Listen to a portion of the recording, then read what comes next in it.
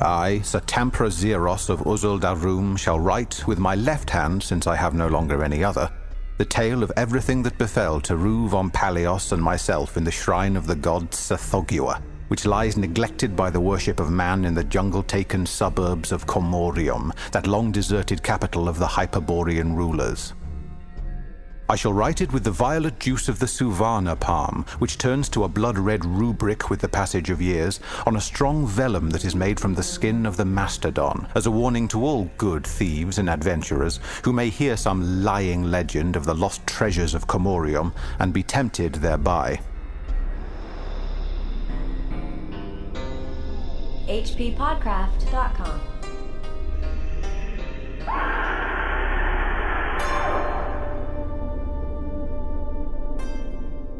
Man, those are a lot of silly words. A lot.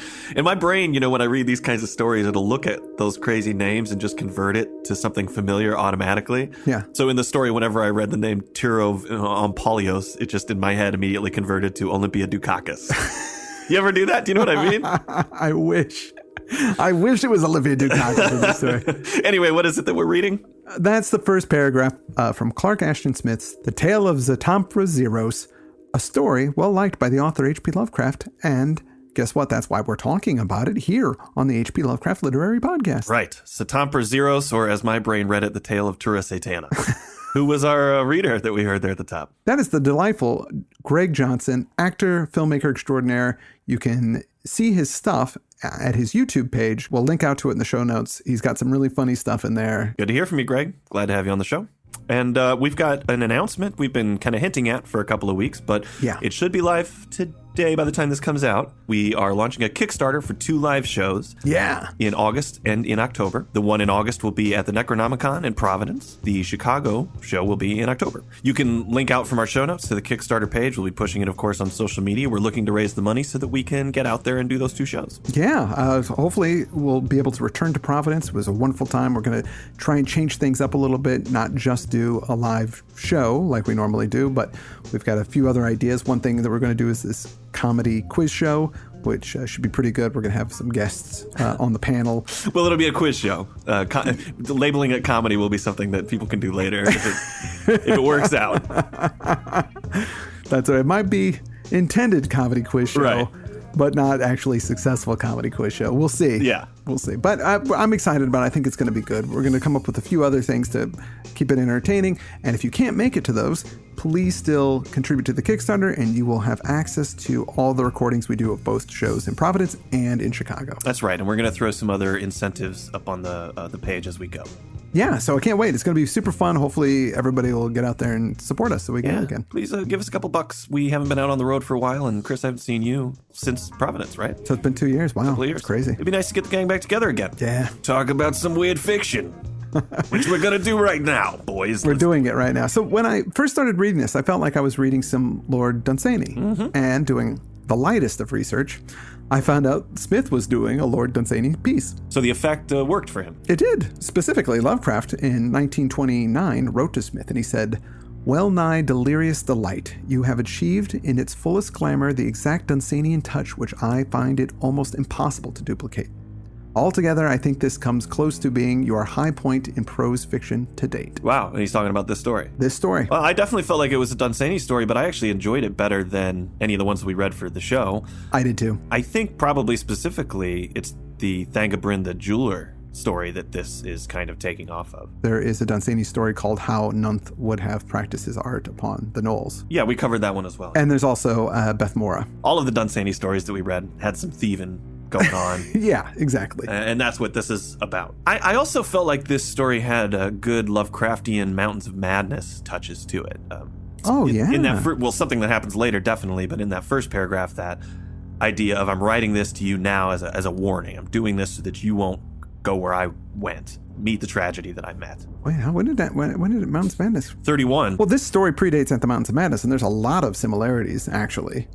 Does it? Yeah, I guess if he wrote to him in 1929. There's a lot of similarities. So Lovecraft might have been actually a little inspired by this story in a certain way. Yeah. And we'll talk about it at the end, and without spoiling too much right off the bat. But what about Clark Ashton Smith? Here we've been doing the show since 2009, and we've never had the author on. That was a weird way to phrase it. We're never going to have the author on, but it's the first time we've covered the author.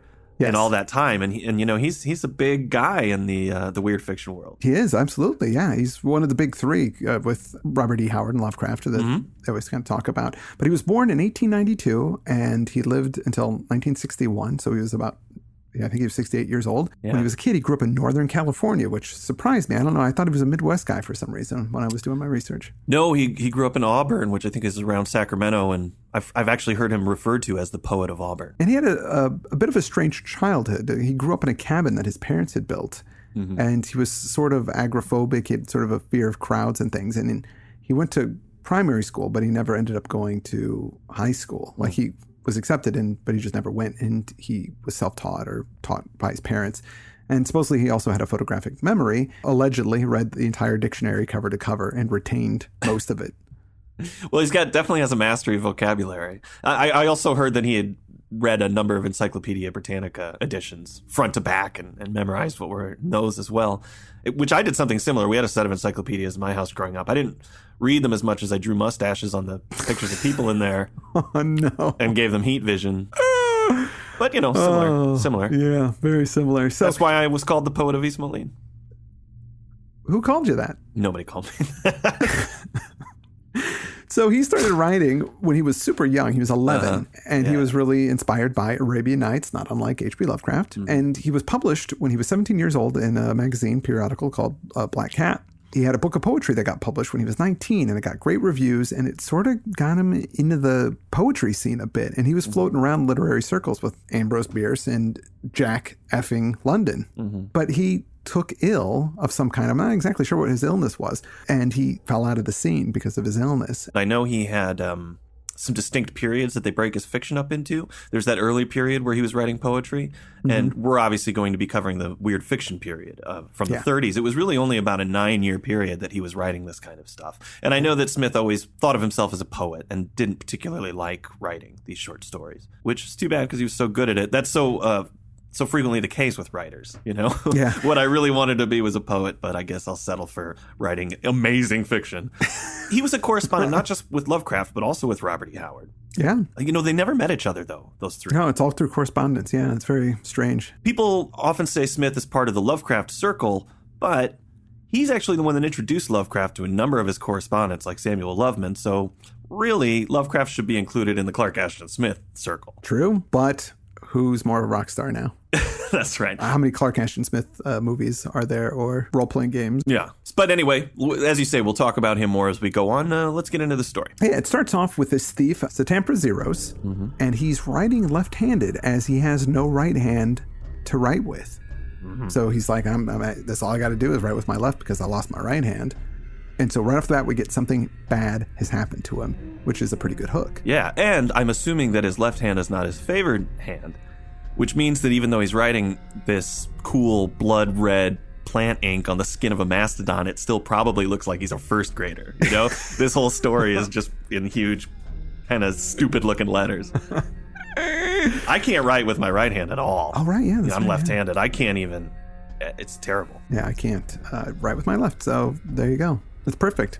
He had a partner in crime, this guy, Tirov Ampalios. I guess that's how you pronounce it. A guy who has the kind of name where you just call him Tirov Ampalios all the time. You don't call him Tirov. You gotta say the whole name. You have to say his whole name, like Matt Barisi. Yeah. I don't think I've ever called him Matt. It sounds weird. Just I think his wife calls him Matt Barisi. His wife calls him Matt Barisi because it's just, he's got one of those names. Matt Barisi, Tirov Ampalios. Yeah. And in the story, he's always referred to as Tirov Ampalios. That's right. So they live in this kind of medieval world, very Conan-esque kind of thing. They talk about Hyperborea and Lemuria and all that stuff. I read those Lynn Carter books about Lemuria when I was a kid. Thongor of Lemuria. Oh, right, yeah. I loved those. And Thongor is a name I can get behind. That is not hard to say. Thongor's awesome. I'm going to bring Thongor back one of these days. Thongor was really big in the 60s. Yeah, well, there was a comic book. There's a Thongor comic book Marvel put out. There was, yeah. I've got a few issues of that. It's good stuff. Now, this part of the story, there's a bit of bragging going on about how good of thieves these guys were and the heists that they pulled. Yeah, he recounts how they ripped off these jewels that were kept in a room full of snakes, which was pretty impressive. Yeah. And they used acid to silently break open this box and steal a bunch of metals. So they've got good skills. Yeah. They're They're very good. Now, folks were starting to crack down on thieving in their hood by getting better locks, putting more bars in the window. The guards weren't as sleepy as they normally were. Generally, security was getting tight. Yeah, so bad news for them because no matter how good they are at being thieves, sometimes people just get savvy and it becomes very difficult. I mean, they even got to the point where they had trouble stealing a sack of yams. Mm-hmm. Things were getting really rough for them. And he brings up the yams because he doesn't want the reader to think he's too cocky. No. It's important that he demonstrates his humility. Well, this whole story is him demonstrating his humility. So one night, they're really down on their luck. They decide they're going to pool their resources together and see how much money they've got.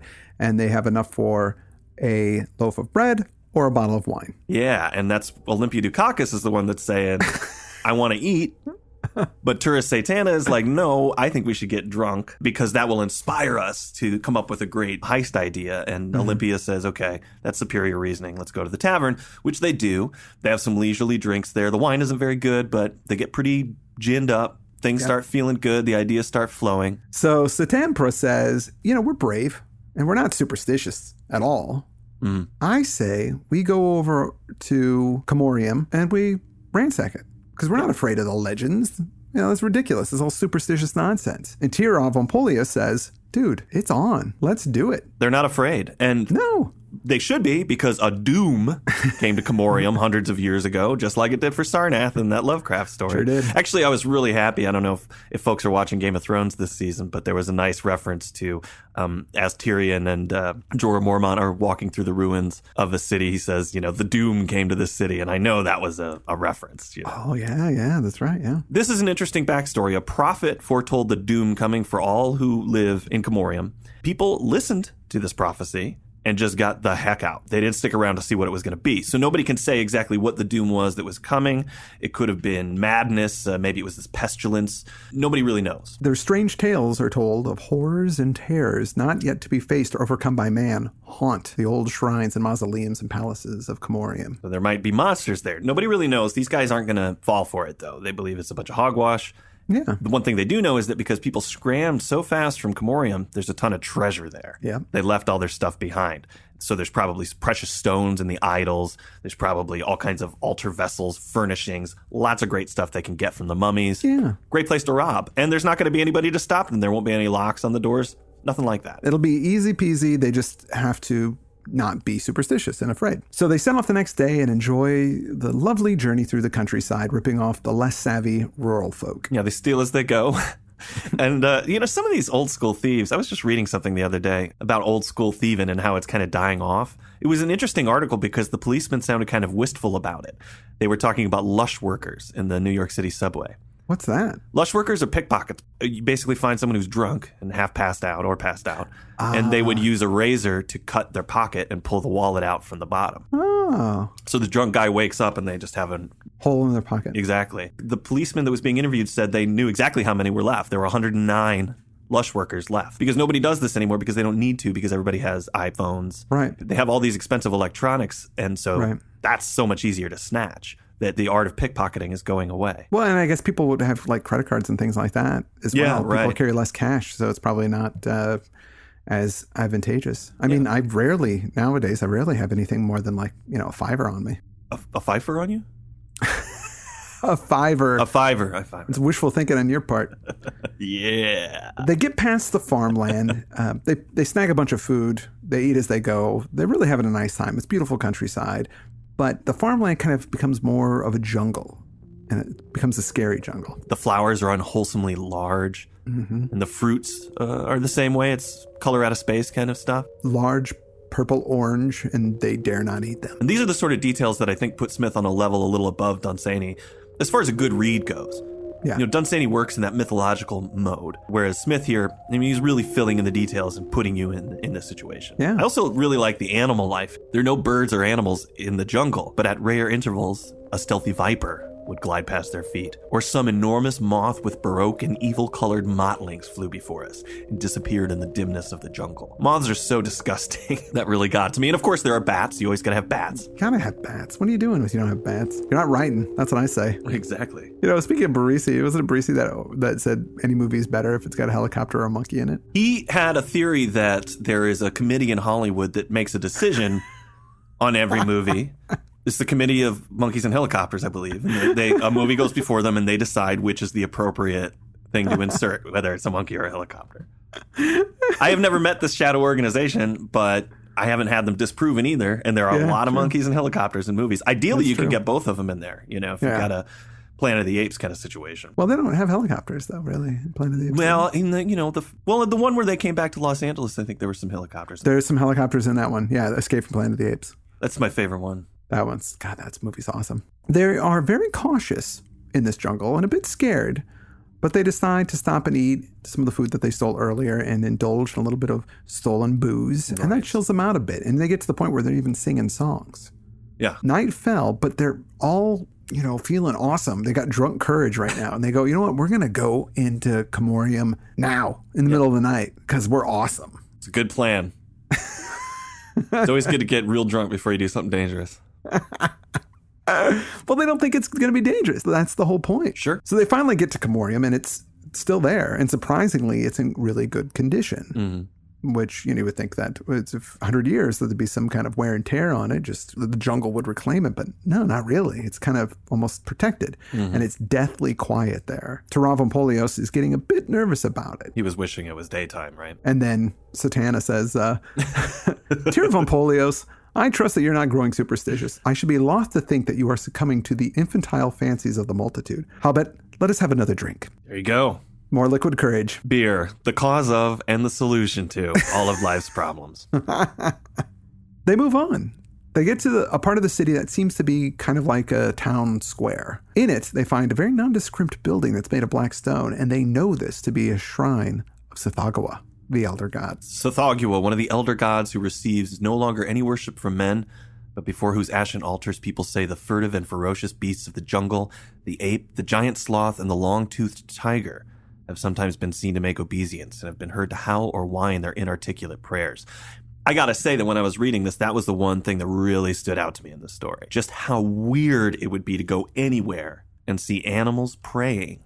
Yeah. That would be the strangest thing in the world. I would be so horrified. What are they doing? What are they praying to? Because something crazy's going on that doesn't make any sense to me. Yeah. That was the scariest part of the story to me. What really caught me is the giant sloth. Because an ape and a tiger, that's pretty scary stuff. Yeah. But giant sloth? Kind of slow. Everybody's welcome. Everybody's welcome. I guess so, yeah. Before Tsathoggua. Which, by the way, was invented by Clark Ashton Smith. We were speculating about this when we covered the Black Stone last month, about whether Clark Ashton Smith invented it or if that was what it was in reference to. Right. Yes, Clark Ashton Smith invented the deity. Also, curiously enough, the Black Stone and this story were both published in the November 1931 issue of Weird Tales. Oh, whoa. There's also a story in there called The Doom Around the Corner, I think. Oh, a little heavy on this doom stuff, guys. The door to the temple is slightly splintered in a jar, so they go in hoping to find some sweet-ass jewels, because temples, have jewels. Yeah. They really do have to shove on the door to get it open because the hinges are rusted. But they do. They're able to get inside. And inside is a huge statue of something they know to be Tsathoggua. I had never seen an image of Tsathoggua before, but I recognized him without difficulty from the descriptions I had heard. He was very squat and pot-bellied. His head was more like that of a monstrous toad than a deity, and his whole body was covered with an imitation of short fur, giving somehow a vague suggestion of both the bat and the sloth. His sleepy lids were half lowered over his globular eyes, and the tip of a queer tongue issued from his fat mouth. In truth, he was not a comely or personable sort of god, and I did not wonder at the cessation of his worship, which could only have appealed to very brutal and aboriginal men at any time.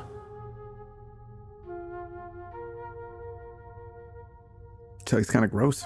Yeah, pretty creepy, but there's no jewels to be found on that sculpture. They're pretty upset about it, but there is something even stranger in this place. There is a large bronze basin. It's right in front of the statue. It's about 6 feet in diameter, about 3 feet deep.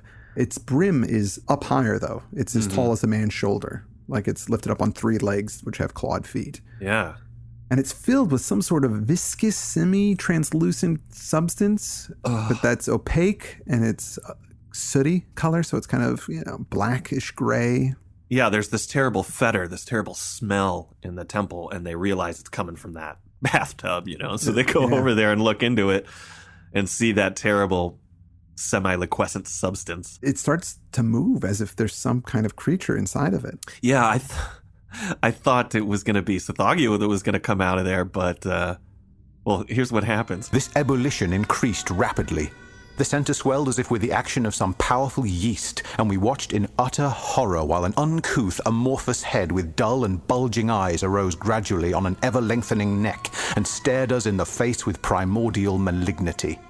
Then 2 arms, if one could call them arms, likewise arose inch by inch, and we saw that the thing was not, as we had thought, a creature immersed in the liquid, but that the liquid itself had put forth this hideous neck and head, and was now forming these damnable arms that groped towards us with tentacle-like appendages in lieu of claws or hands.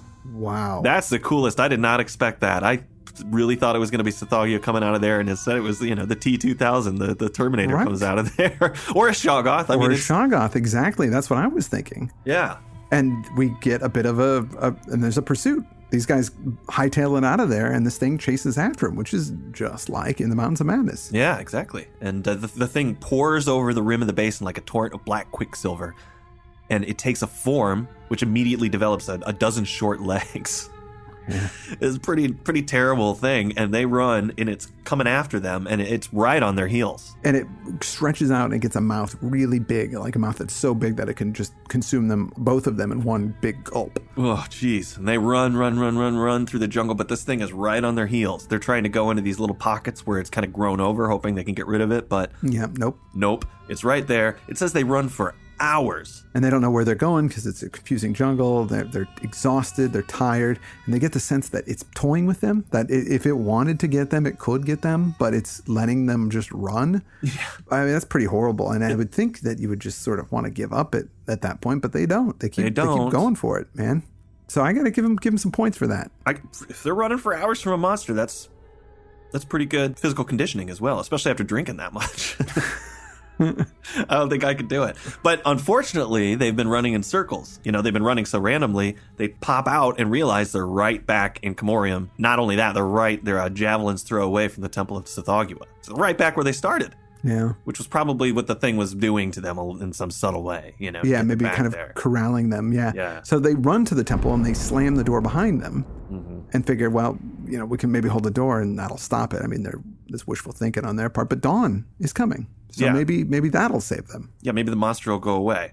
Wrong. There are 3 apertures in the door that they slammed shut where it's rotted and busted up. There's 3 little holes there. And sure enough, the thing seeps through the holes, runs down in a stream onto the floor, and then reforms into monster. Satana decides he runs and hides behind the statue of Tsathoggua. Yeah. And just sort of, he says, farewell, Tale of Polios, just leaves him and goes and runs and hides, and he's holding the door trying to keep it closed. Yeah, but there's no room for him to hide behind the statue. So he jumps into the basin, which is just the worst idea in the universe, but He's panicked. He doesn't know what to do. Yeah. It says, no sooner had Tale of Polios crouched down in the 3-legged bull when the nameless enormity reared itself up like a sooty pillar and approached the basin. The thing loomed above the brim for an instant, gathering all its bulk in an imminent mass on a sort of tapering tail, and then like a lapsing wave, it fell into the bowl upon Tale of Polios. Yeah. Horrible. It flows over him into the basin. While the thing is presumably devouring Tale of Polios, our main guy decides, here's my chance. He sneaks over to the door totally quiet, but if he wants to draw the bolt back to get out, he's got to make a little bit of noise. Even as I shot back the bolt, a single tentacle sprang out with infernal rapidity from the basin, and elongating itself across the whole room, it caught my right wrist in a lethal clutch. It was unlike anything I have ever touched. It was indescribably viscid and slimy and cold. It was loathsomely soft like the foul mire of a bog, and mordantly sharp as an edged metal, with an agonizing suction and constriction that made me scream aloud as the clutch tightened upon my flesh, cutting into me like a vice of knife blades. In my struggles to free myself, I drew the door open and fell forward on the sill, a moment of awful pain, and then I became aware that I had broken away from my captor. But looking down, I saw that my hand was gone, leaving a strangely withered stump from which little blood issued. Then, gazing behind me into the shrine, I saw the tentacle recoil and shorten till it passed from view behind the rim of the basin, bearing my lost hand to join whatever now remained of Tale of Polios. That's the end of the story. That is the end of the story. A farewell to arms. Oh, I just want to say there's a site called Eldritch Dark. where you can read this story. And there's a lot of other info there about Clark Ashton Smith. I'm glad that resource is out there because I wasn't sure where you could read his stuff online. I recommend people go check it out. So what did you think of the story? I really enjoyed it. Yeah, to me, it reads way better than a Dunsany story. It just felt maybe more modern, or just the pace of it moved better, or the characters were a little bit more interesting. That just felt a little bit more real. I guess maybe a little closer to a Conan. Actually, this feels like a true hybrid of a Lovecraft Robert E. Howard story. Yeah. Like it's got that balance of both those things in it. And I really just like monsters. And it's been a while since we've gotten a novel monster that was here fully described, even though it's changing in appearance constantly. Yeah, no, it's a cool story, and I'm looking forward to reading more Clark Ashton Smith. I can't wait to get into it. Other than At the Mountains of Madness, have we encountered these kind of protoplasmic horrors before? I think this is the only other time. As far as I remember, but yeah. I can't remember anything anymore. My addled. Yeah, I don't remember last week. Aged brain. Yeah, it's a really good one, and I'm looking forward to reading some more. I am just kind of picking them randomly. Yeah, next week we're going to try a different story, The Hunters from Beyond. What I've heard about The Hunters from Beyond is it takes place up in San Francisco. It's kind of a Pickman's Model deal. I think there's a ghoul of some kind in it. Oh. I like ghouls, so that could be really, really cool. That's exciting. If anybody wants to write us and recommend a couple other Clark Ashton Smith stories for the rest of the month, we'll take those recommendations. Absolutely, especially if Lovecraft specifically talks about them or likes them. After Lovecraft's death, there was a manuscript on his desk that was found of a poem that he wrote called To Clark Ashton Smith, Esquire, upon his fantastic tales versus pictures and sculptures. There's lots of fascinating things we're going to learn about Clark Ashton Smith this month.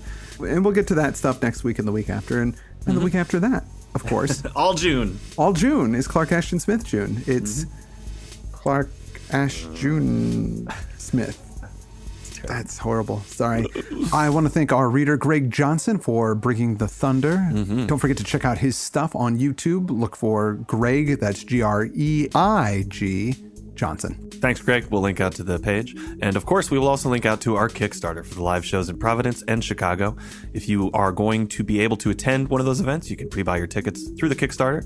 And we'll be offering some other incentives as well for folks who won't be able to make them. So please check it out.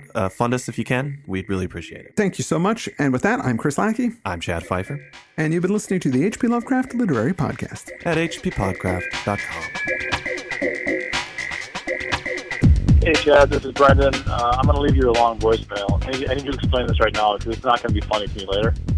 I'm driving home, and I'm behind this guy. He's in a Hummer, an H3 Hummer, and his window's down. And he was tapping on his arm. He had his arm on the window. The window's down. He had his arm on the door, but I couldn't see his arm because it was kind of inside.